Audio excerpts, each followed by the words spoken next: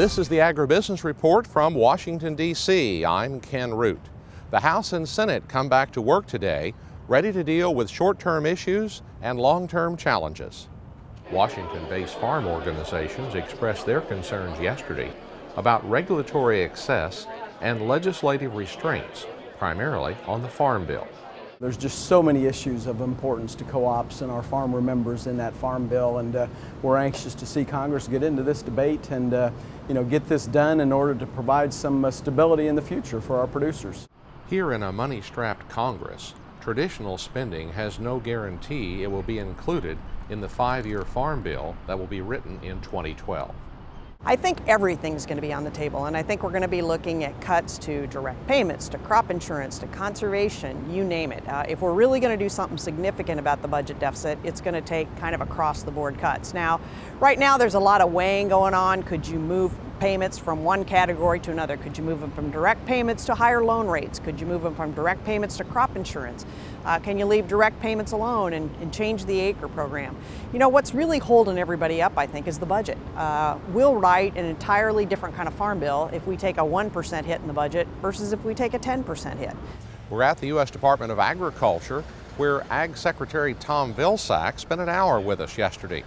The Secretary is an unwavering supporter of biofuels, particularly ethanol, and he argues that gasoline prices would be higher without it. At this point in time, the study estimated that on average across the nation, consumers would be paying 89 cents a gallon more for their gasoline were it not for ethanol and biofuel.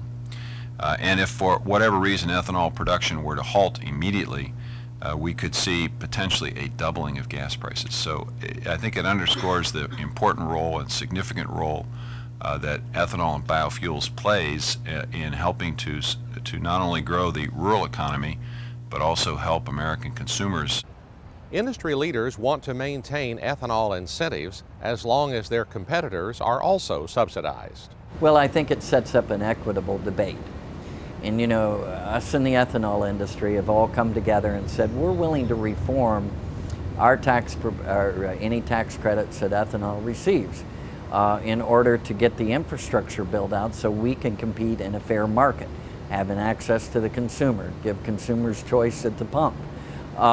We think that all ought to be done together, whether it's oil, gas, coal, nuclear, ethanol. Let's do it in a thoughtful process, not as a rifle shot and just say we're only going to cut ethanol tax credits. We're going to leave alone the biggest corporations that pay very few taxes and have the highest profits, the oil companies. On this end of Pennsylvania Avenue, Congress has the authority to write and pass legislation.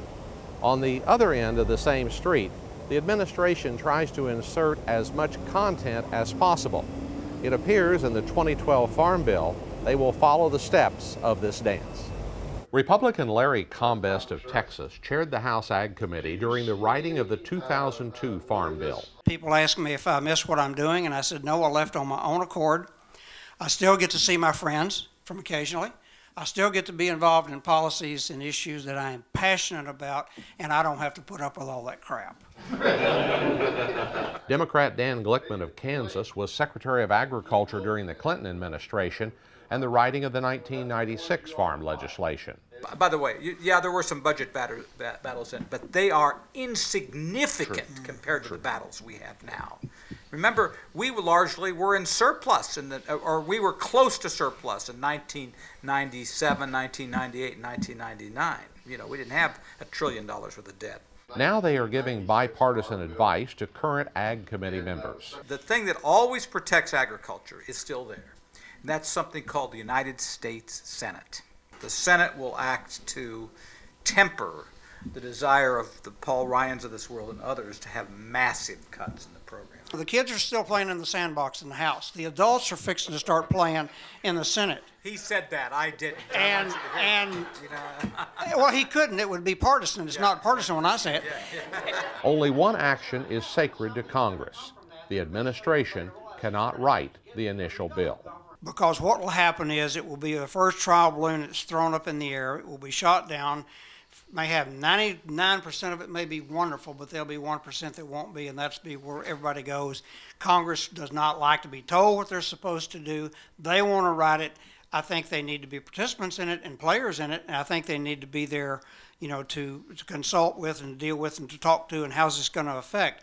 But I think it is a politically unwise move for an administration to write a farm bill. There are two major factors going into this legislation: money and attention. And it well could be that in the attempt to write it in 2012, Congress will move into pre-election mode and not be able to do anything other than pass a one-year extension when they can seriously debate it in 2013. For the Agribusiness Report from Washington, D.C., I'm Ken Root.